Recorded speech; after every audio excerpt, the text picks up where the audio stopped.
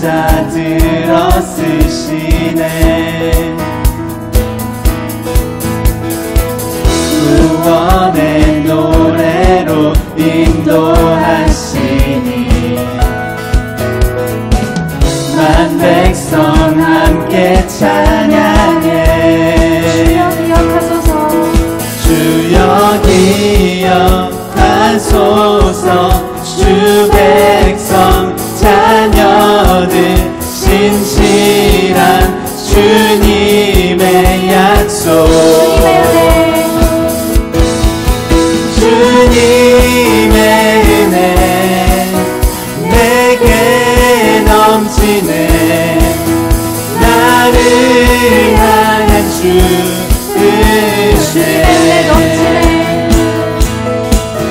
주님의 은혜 내게 넘치네. 나를 향한 주 은혜. 주여 기억하소서. 주 백성 자녀들 신실한 주님의 약속. 주여 기억하소서. 주여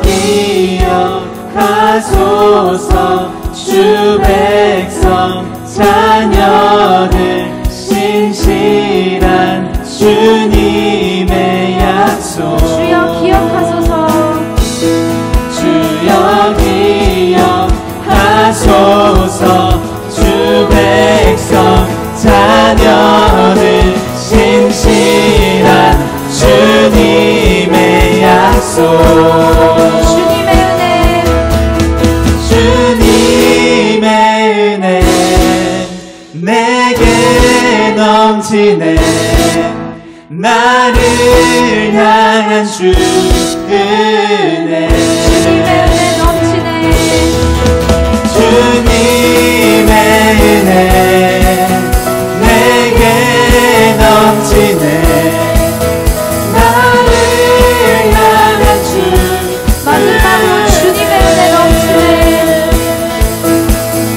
주님의 은혜 내게 넘치네. 나를 향한 주 은혜. 주 은혜.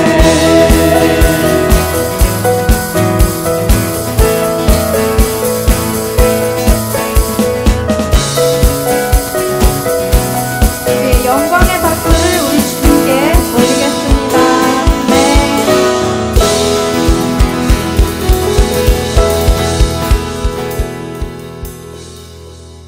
계속해서 다음 찬양으로 넘어가겠습니다.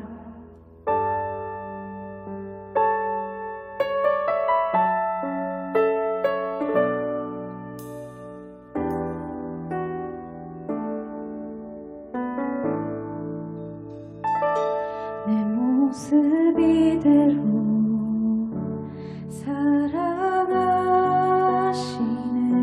연약함 그대로 사랑하시네. 나의 모든 말걸음 주가 하시나니 날 인도하소서. 내 모습 이대로 사랑하시네. 연약한 그대로 사랑하시네. 나의 모든 말걸음 주가 하시나니 날 인도하소서. 주의 날개 아래 거하는 것 주의 임재 안에 거하는 것 나의 가장 큰 소망 나의 가장 큰 은혜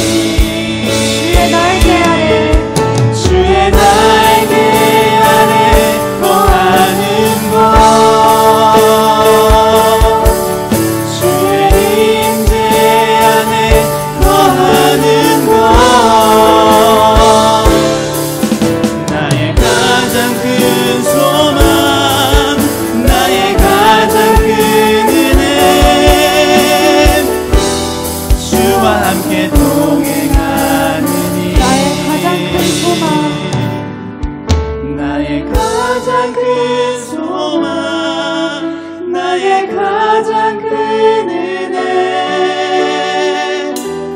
주와 함께 동행하느니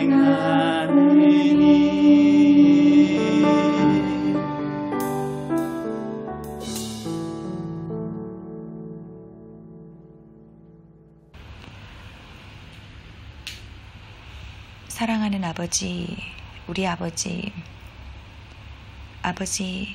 저희의 눈물을 보고 계신가요? 때때로 무너지는 마음에 흐르는 눈물을 보시며 같이 아파하시나요?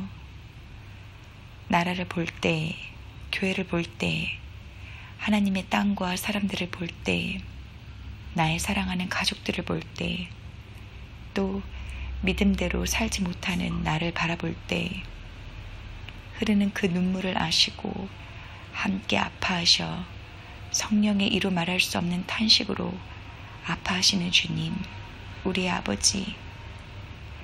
아버지, 저희는 아버지가 계시기에 오늘을 살아냅니다.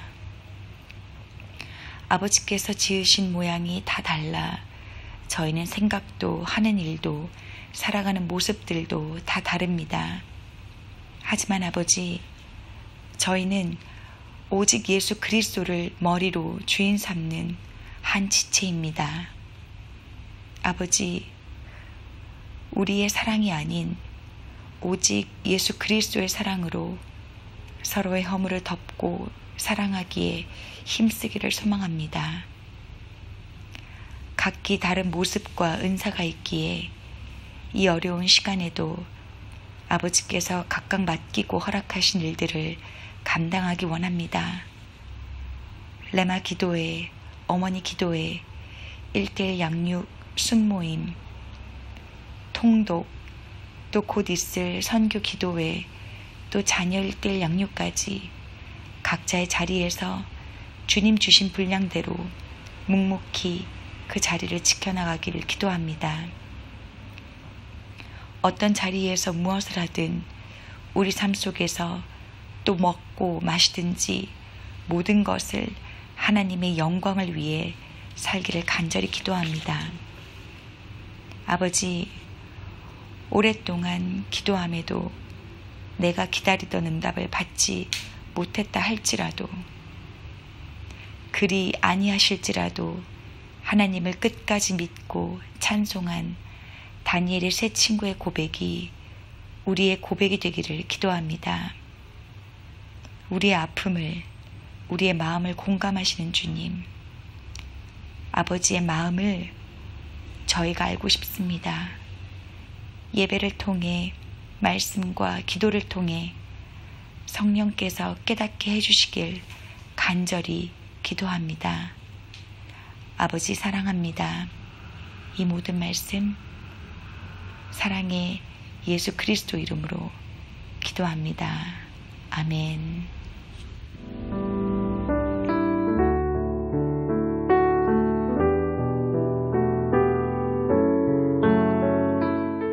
오늘 우리에게 주시는 하나님의 말씀은 고린도후서 7장 9절에서 10절의 말씀입니다.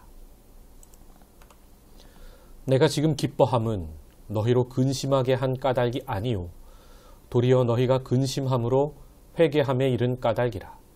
너희가 하나님의 뜻대로 근심하게 된 것은 우리에게서 아무 해도 받지 않게 하려 함이라. 하나님의 뜻대로 하는 근심은 후회할 것이 없는 구원에 이르게 하는 회개를 이루는 것이요 세상 근심은 사망을 이루는 것이니라. 오늘 하나님의 뜻대로 근심하라 라는 말씀의 제목으로 함께 은혜 나누겠습니다. 저는 딸아빠입니다. 제가 사랑하는 소은이도 나이가 차면 결혼할 때가 올 겁니다.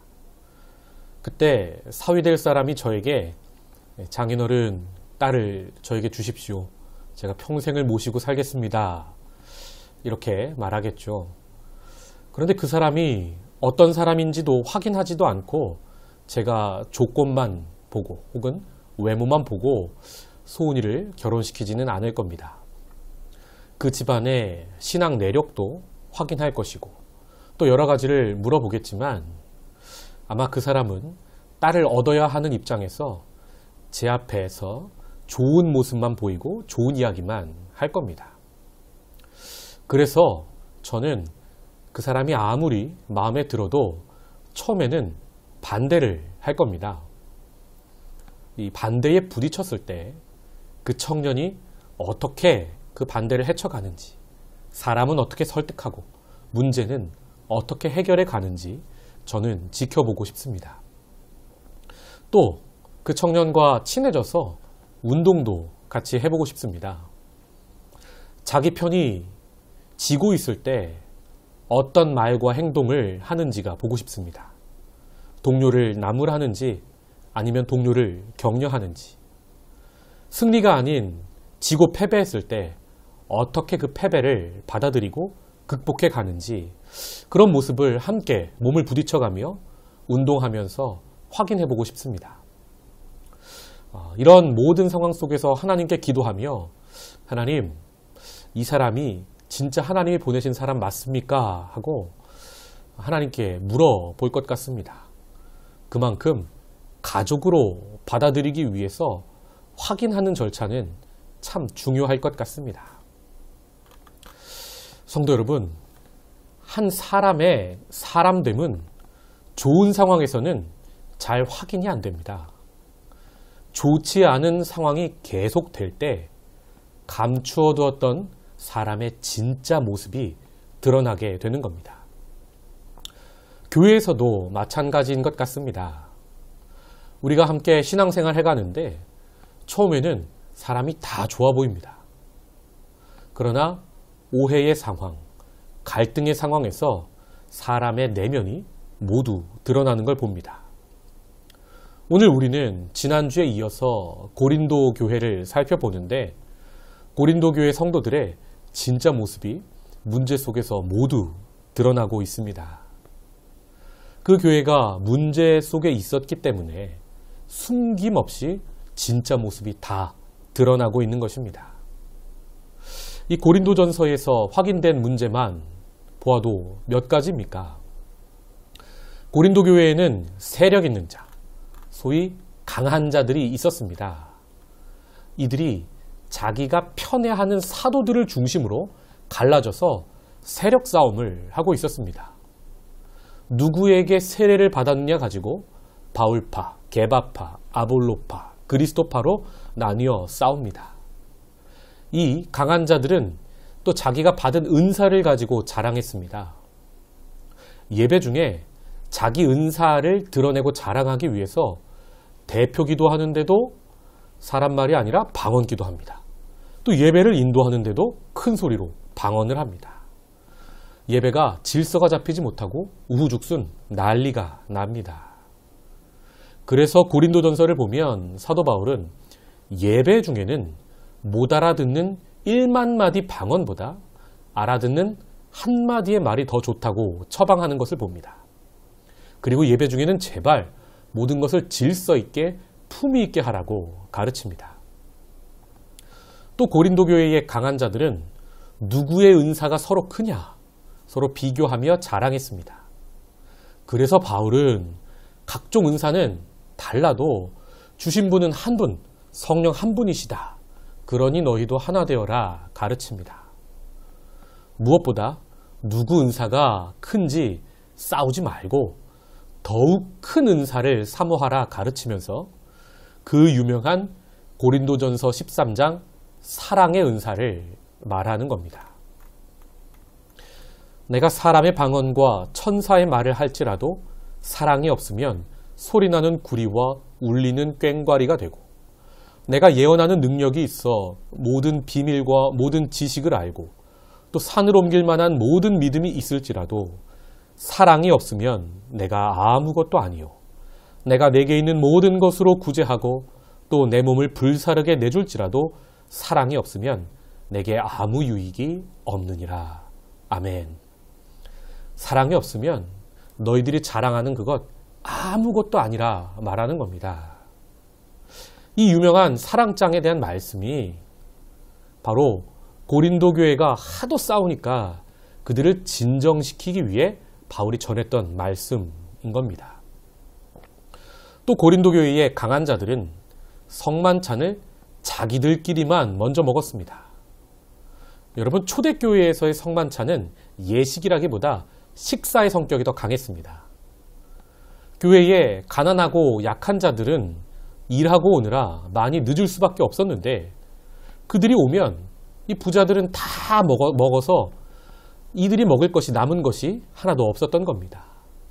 그래서 바울은 먼저 먹지 말고 함께 먹으라 가르칩니다. 또 고린도 교회의 이 강한 자들 중 일부는 자기 아버지가 소유했던 여성 노예를 자신의 아내, 첩으로 맞는 비인도적인 행위도 저지르는 것을 봅니다. 그래서 바울은 이런 사람들은 교회에서 내쫓으라 말하는 겁니다.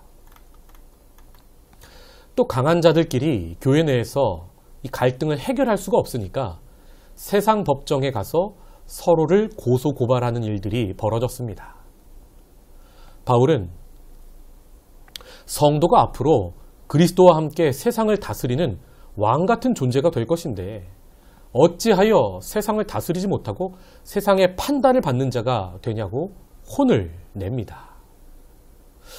여기까지 이 고린도 교회의 문제를 일으켰던 소위 강한 자들을 보면 암세포 같다는 생각을 해봅니다. 암이 무엇입니까? 주변 세포와 함께하지 못하고 혼자만 강해지는 겁니다. 나중에는 혼자만 너무 강해져서 옆에 세포뿐만 아니라 그 세포의 주인의 생명까지 빼앗는 존재가 바로 암세포입니다. 사도 바울은 고린도전서에서 날카로운 하나님의 말씀을 의사의 메스 삼아서 암에 걸린 고린도 교회를 그 환자를 수술했던 것입니다. 자, 그런데 이 고린도 교회 수술이 쉽지가 않았습니다. 환자가 거부했기 때문입니다. 고린도전서 편지를 보냈더니 그 안에서 강한 자들이 들고 일어납니다. 바울이 진짜 사도가 맞냐? 바울이 글은 잘 쓰는데 말은 영 못하고 폼이 안 난다. 이런 사도 바울의 말은 우리가 듣지 말자, 배척하자. 여론이 그 안에서 형성됩니다. 이 소식을 듣고 사도 바울이 매우 노하여 편지를 썼습니다. 이 편지가 성경에는 없는데 고린도 전서와 고린도 후서 사이에 있던 편지입니다. 내가 마음에 큰 눌림과 걱정이 있어 많은 눈물로 너희에게 썼노니 이는 너희로 근심하게 하려 한 것이 아니요 오직 내가 너희를 향하여 넘치는 사랑이 있음을 너희로 알게 하려 함이라. 아멘. 여기서 나오는 많은 눈물로 썼다는 편지가 바로 고린도 전서와 후서 사이에 있었던 편지입니다. 이 성경학자들은 고린도 전서와 후서 사이의 이 편지를 애통의 편지, 눈물의 편지라 부릅니다. 아마도 눈물 쏙 뺄 만큼 혹독한 가르침이 담겨 있었던 것 같습니다. 이 무서운 엄준한 말씀이 가르침이 담긴 편지를 디모데가 아니라 디도에게 보내서 고린도 교회에 보냅니다. 여러분, 디모데는 성품이 유순한 사람이고요. 디도는 이 강한 자들에게 맞서 싸울 수 있는 배짱이 있던 그런 제자였습니다. 그래서 디도를 선택해서 이 애통의 편지를 고린도 교회에 보냈는데, 아니 이게 어쩐 일입니까? 고린도 교회가 편지를 받아 읽고 회개를 한 것입니다. 마치 요나 선지자를 통해서 회개한 니느웨처럼 말입니다.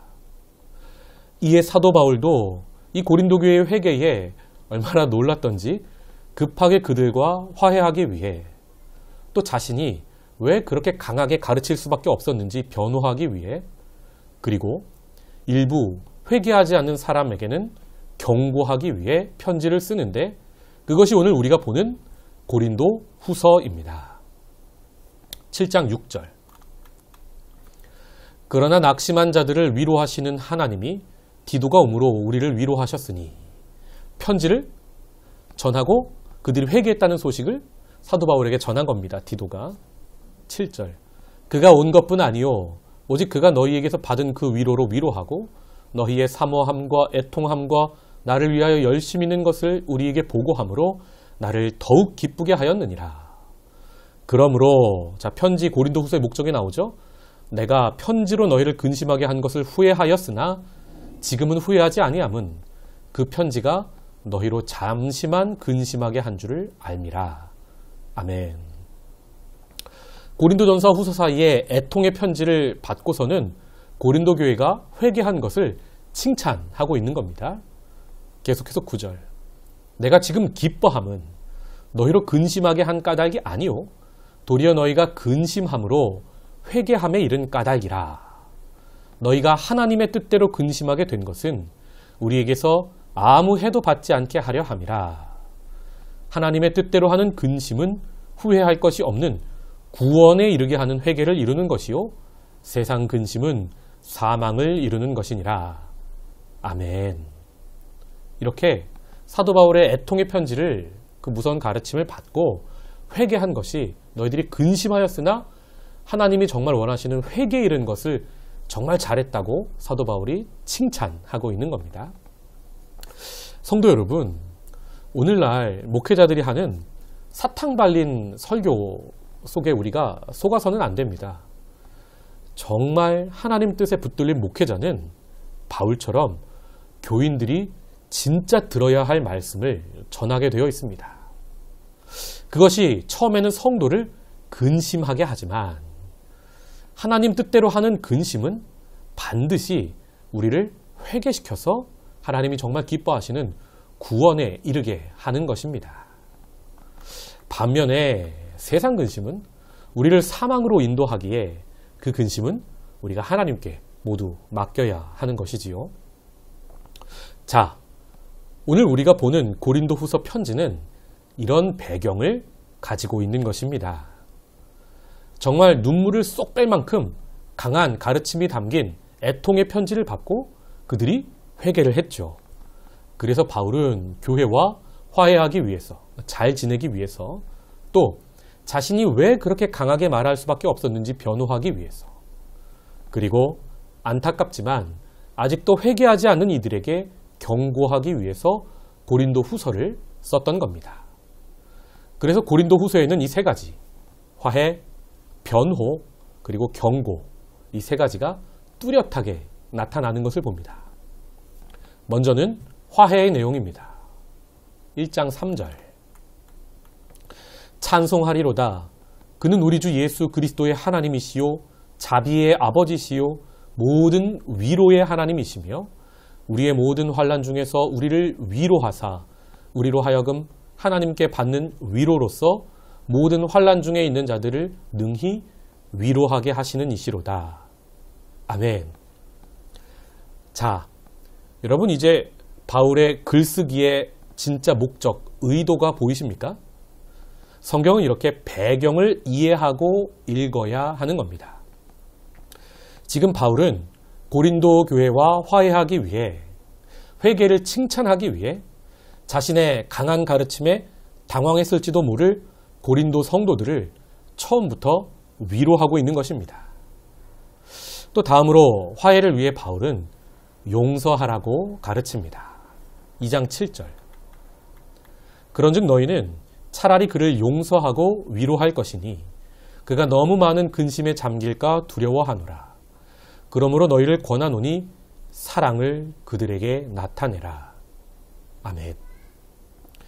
여기서 말하는 용서는 지금 회개한 그 사람들을 받아주고 용서하라는 말씀입니다. 아무리 큰 죄를 지었어도 진심으로 회개한 사람을 교회가 이제 받아주라 가르치는 겁니다. 반면에 회개하지 않으면 교회에서 내보내라는 뜻이기도 한 겁니다. 마지막으로 바울은 교회와 제대로 화목하기 위해 교회를 축복합니다. 13장 13절.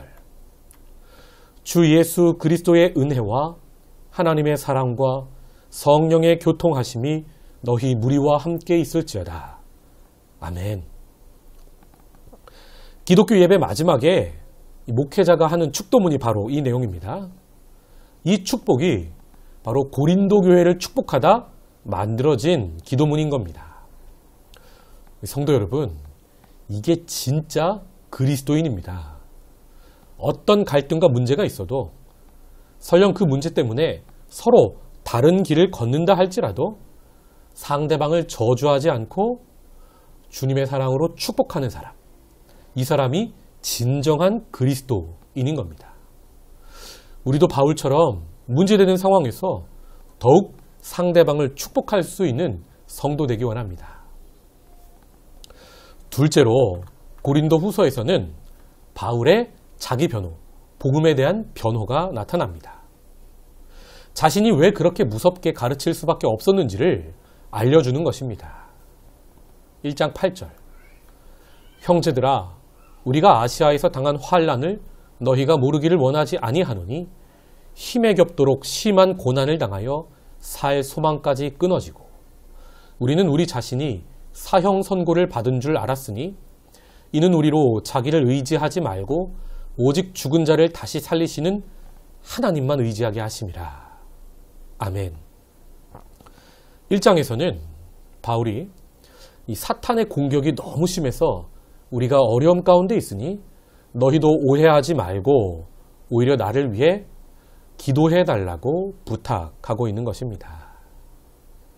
2장에서는 또 우리는 그리스도의 향기고 너희는 그리스도의 편지, 우리를 위한 추천서라고 말하며 우리가 지금까지 얼마나 복음을 위해 애썼는지 그것을 떠올려 달라고 말하고 있습니다.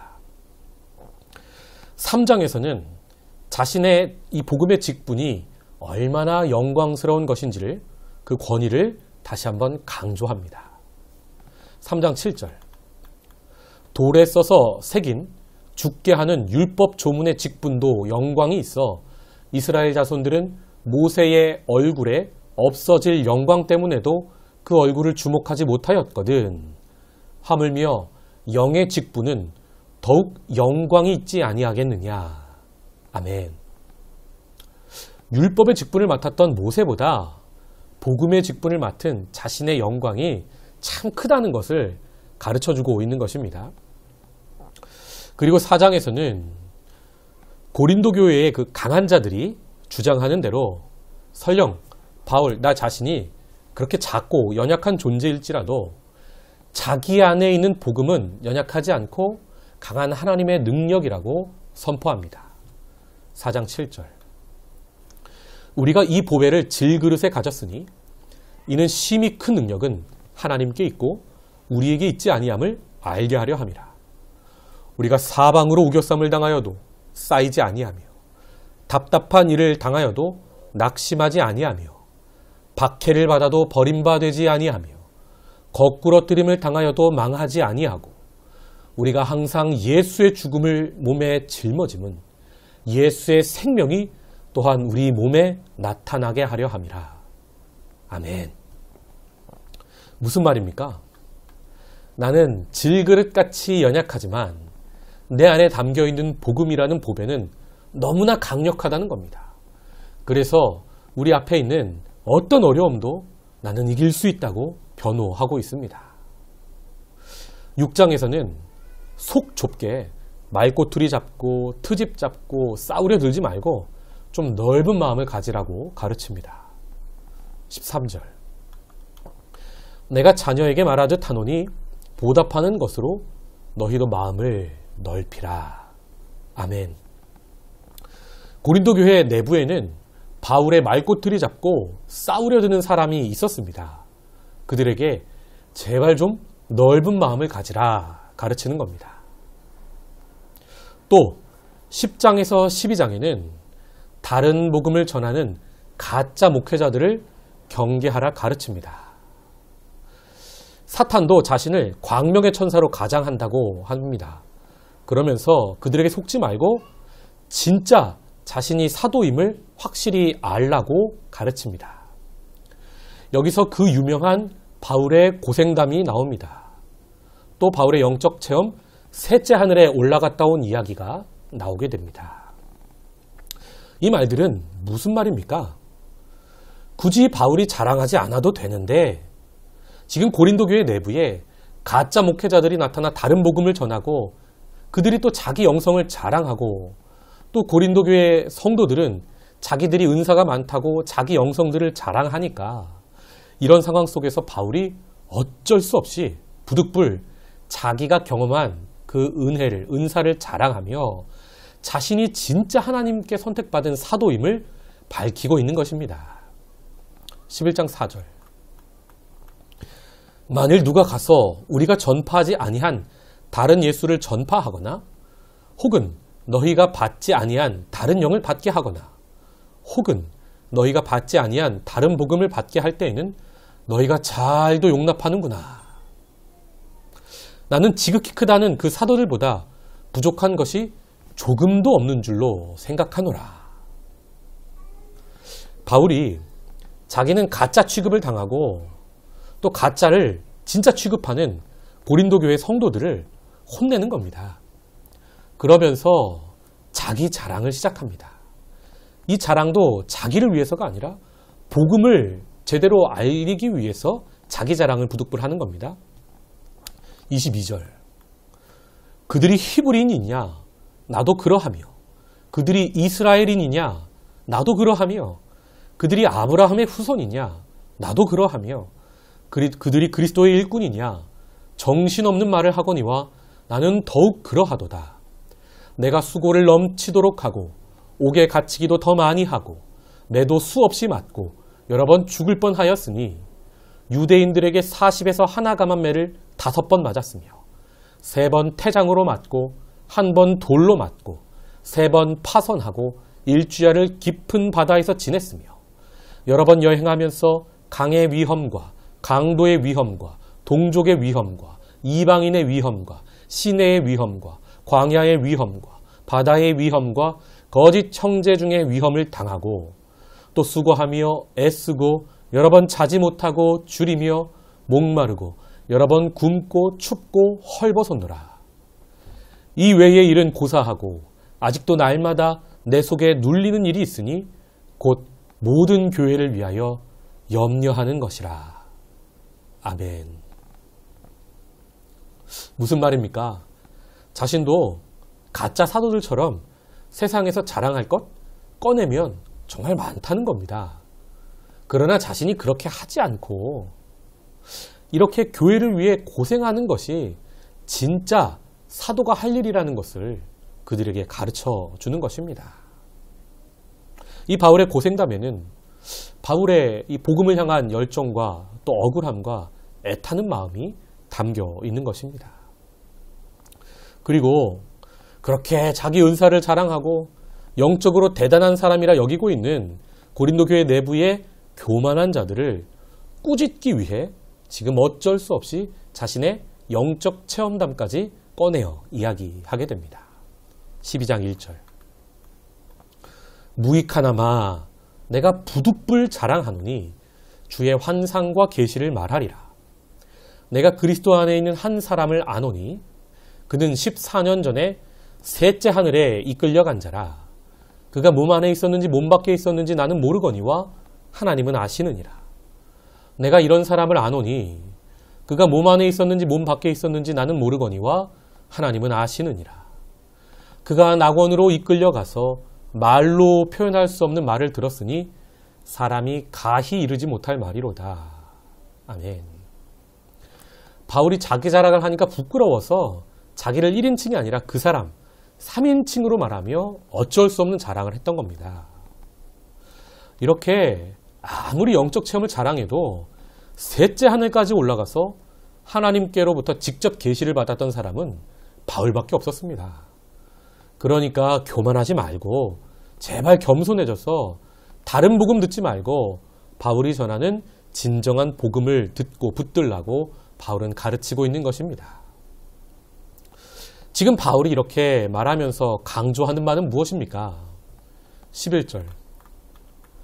내가 어리석은 자가 되었으나 자랑할 필요가 없는데 자랑해서 너희들과 똑같은 어리석은 자가 되었다는 것입니다. 그렇게 어리석은 자가 되었으나 너희가 억지로 시킨 것이니 나는 너희에게 칭찬을 받아야 마땅하도다. 내가 아무것도 아니나 지극히 크다는 사도들보다 조금도 부족하지 아니하니라. 아멘.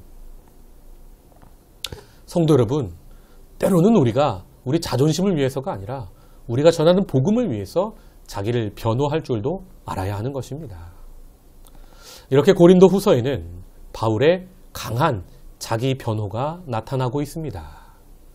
자신이 진짜 사도이고 진짜 복음의 일꾼임을 밝혀야만 이 고린도 교회에 나타난 문제들을 해결할 수 있는 겁니다. 교만한 자들을 낮추고, 그래서 교회의 질서를 잡고 그 교회를 건강하게 만들 수 있기 때문입니다. 여기서 중요한 것은 바울의 변호를 통해 드러나는 것이 최종적으로 바울 자신이 아니라 복음 그 자체라는 것입니다. 그러니까 바울이 지금 고린도 교회와의 갈등 속에서 억울해야 하는 이유는 자기 자존심이 상해서가 아닙니다. 바울은 자신이 전하는 복음이 그들에게서 오해받고 있는 것이 정말 애통하고 가슴이 아팠던 것입니다. 그래서 자신을 변호하면서 동시에 자신 안에 담긴 그 진주 같은 복음을 변호하고 있었던 것입니다. 성도 여러분, 우리는 어떻습니까? 억울한 상황에서 우리의 말과 행동 속에 우리 자존심이 드러납니까? 아니면 하나님께서 우리에게 주신 진주 같은, 보배 같은 복음이 더욱 드러납니까? 사도 바울처럼 문제 속에서도 더욱 복음이 드러나는 그런 성숙한 신앙인 되기 원합니다. 마지막으로 고린도 후서에는 강한 경고가 나타납니다. 13장 2절. 내가 이미 말하였거니와 지금 떠나 있으나 두 번째 대면하였을 때와 같이 전에 죄 지은 자들과 그 남은 모든 사람에게 미리 말하노니 내가 다시 가면 용서하지 아니하리라. 아멘. 바울이 두 번째 고린도 교회를 방문했을 때 자신들이 잘못하고 죄를 지었으면서 오히려 바울을 배척하는 사람들이 그 안에 있었습니다. 이렇게 아무리 사랑을 베풀고 아무리 좋게 편지를 써도 교회 안에서 자신의 기득권 유지를 위해 바울을 가짜 사도로 소문내는 사람들이 있었다는 말입니다. 성도 여러분, 이러한 악을 우리가 만났을 때 우리 성도는 어떻게 해야 합니까? 져줘야 합니까? 아닙니다. 용서하지 않는 것도 더 큰 의미의 용서입니다. 만약에 이런 사람의 잘못을 우리가 그냥 지적하지 않고 사랑이라는 명목으로 그냥 대충 덮고 넘어가면 교회는 결국 그 문제 때문에 걸려지고 넘어지고 큰 피해를 입게 되는 것입니다. 바울은 지금 화해를 위해 고린도 후서라는 편지를 쓰면서도 마지막에 회개하지 않는 자들은 용서하지 않겠다고 말하며 그 사람들의 진정한 회개를 촉구하고 있는 것입니다. 이것이 진정한 사랑입니다. 정의가 없는 사랑은 절대 사랑이 아닙니다. 요즘 이 그리스도인들이 대부분 가지고 있는 고정관념이 하나 있는데 그게 바로 착하니즘 컴플렉스입니다. 그리스도인들은 어떤 상황에서도 일단 무조건 착해야 한다는 겁니다. 성도가 그렇게 착해야 하니까 일단 져줘야 한다는 겁니다. 여러분, 절대로 그렇지 않습니다. 성경은 절대 우리를 그렇게 가르치지 않습니다. 잘못된 것은 잘못되었다고 용기 내어 말할 수 있는 것, 그것이 기독교 신앙이고 진정한 사랑입니다. 성경에서 말하고 있는 사랑은 절대 값싼 용서가 아닙니다. 예수님이 하나님이신 자신의 목숨을 버려야 할 정도로 용서라는 것은 정말로 값비싼 것입니다. 우리 성도는 착하니즘이라는 엉뚱한 컴플렉스에서 벗어나 더욱 성숙한 사랑 안에 거하는 성도가 되어야 할 것입니다. 오늘 고린도 후서 말씀을 맺겠습니다.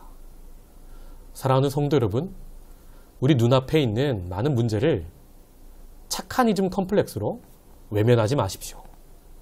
바울처럼 담대하게 그 문제 안으로 들어가 그 문제를 용기 내어 대면할 수 있어야 합니다. 주일에 말씀드렸다시피 문제가 없는 것이 하나님 은혜가 아닙니다. 문제가 있어도 그 문제를 신앙으로 해결해가며 우리가 성장해가는 것, 하나님의 마음을 알아가는 것이 정말 하나님의 은혜입니다. 이렇게 고린도 교회가 큰 문제가 있어도 성숙한 자 바울이 그 문제를 외면하지 않고 적극적으로 글을 써주고 대처해 주니까 하나님의 은혜가 그 교회에 임하여 회개가 일어나고 그 문제가 하나씩 해결돼 가지 않습니까? 서로 오해도 있었습니다. 얼굴 붉히는 시간들도 분명히 고린도 교회 내에 있었습니다. 그러나 오히려 이를 통해 복음이 무엇인지 더욱 선명하게 드러나고 있는 것 아닙니까? 성도 여러분, 이것이 진정한 하나님의 은혜입니다. 그러므로 우리는 가정에서, 직장에서, 우리의 삶의 여러 자리에서 일어나는 많은 문제들을 절대로 외면해서는 안 됩니다. 그 문제 앞에서 우리가 오늘 말씀의 제목처럼 하나님의 뜻대로, 뜻 안에서 근심해보기 원합니다. 외면하지 말고 말씀을 붙들고 그 문제를 진지하게 고민하자는 뜻입니다. 이 고민이 우리를 회개에 이르게 할 것입니다. 이 고민이 우리를 값싼 은혜가 아니라 또 값싼 용서가 아니라 진정한 복음의 깊이, 복음의 넓이를 우리로 하여금 깨닫게 할 줄 믿습니다. 끝으로 고린도후서 7장 10절 11절의 말씀을 읽겠습니다. 하나님의 뜻대로 하는 근심은 후회할 것이 없는 구원에 이르게 하는 회개를 이루는 것이요 세상 근심은 사망을 이루는 것이니라. 보라, 하나님의 뜻대로 하게 된 이 근심이 너희로 얼마나 간절하게 하며 얼마나 변증하게 하며 얼마나 분하게 하며 얼마나 두렵게 하며 얼마나 사모하게 하며 얼마나 열심 있게 하며 얼마나 벌받게 하였는가. 너희가 이 일에 대하여 일체 너희 자신의 깨끗함을 나타내었느니라. 아멘. 우리도 문제 속에서 하나님 주신 말씀 붙들고 고민함으로 우리가 회개하고 또 복음이 무엇인지 변증해내고 또 예수님을 사모하게 되고 우리 성도가 주님 오실 그날까지 주님의 신부답게 흠없는 모습으로 변화되게 될 줄 믿습니다. 그런 성도 되기를 축복합니다. 기도하겠습니다. 하나님, 지난주에 이어 오늘도 고린도 교회를 향한 하나님의 마음을 깨닫습니다. 하나님, 우리는 얼마나 많은 문제 속에서 그 문제를 그냥 외면하며 살아왔습니까? 하나님, 문제 앞에서 말씀을 붙들고 진지하게 고민하게 하여 주시옵소서. 세상 것을 고민하는 우리가 아니라 여러 환난 속에서도 교회를 위하여 염려하고 있는 사도 바울처럼 그렇게 복음을 위하여 고민하고 힘쓰고 애쓰는 우리 될 수 있도록 주님 축복하옵소서. 문제 속에서도 문제를 풀어가며 성장하게 하시고 성숙해가는 우리가 되게 하여 주시옵소서. 감사하고 이 모든 말씀 예수님의 이름으로 기도하옵나이다. 아멘. 찬송가 342장 너 시험을 당해 함께 찬양합니다. 너 시험을 당해 죄 짓지 말고 너 용기를 다해 곧 물리치라. 너 시험을 이겨 새 힘을 얻고 주 예수를 믿어 늘 승리하라. 우리 구주의 힘과 그의 위로를 빌라. 주님 내 편에 서서 항상 도우시리. 내 친구를 삼가 잘 선택하고 언행을 삼가 늘 조심하라. 너 열심을 다해 늘 충성하고 온 정성을 다해 주 봉사하라. 우리 구주의 힘과 그의 위로를 빌라 주님 내 편에 서서 항상 도우시리. 잘 이기는 자는 상 받으리니 너 낙심치 말고 늘 전진하라. 내 구세주 예수 힘 주시리니 주 예수를 믿어 늘 승리하라. 우리 구주의 힘과 그의 위로를 빌라 주님 내 편에 서서 항상 도우시리. 아멘. 이제는 우리 구주 예수 그리스도의 은혜와 하나님의 사랑과 성령의 교통하심이 어떤 어려움들 속에서도 주님 주신 은혜 붙잡고 말씀 붙잡고 이 문제를 주님과 함께 해결해 나가기로 다짐하는 아름다운 주님의 백성들 위에 이제로부터 영원까지 함께 하시기를 간절히 축원하옵나이다. 아멘.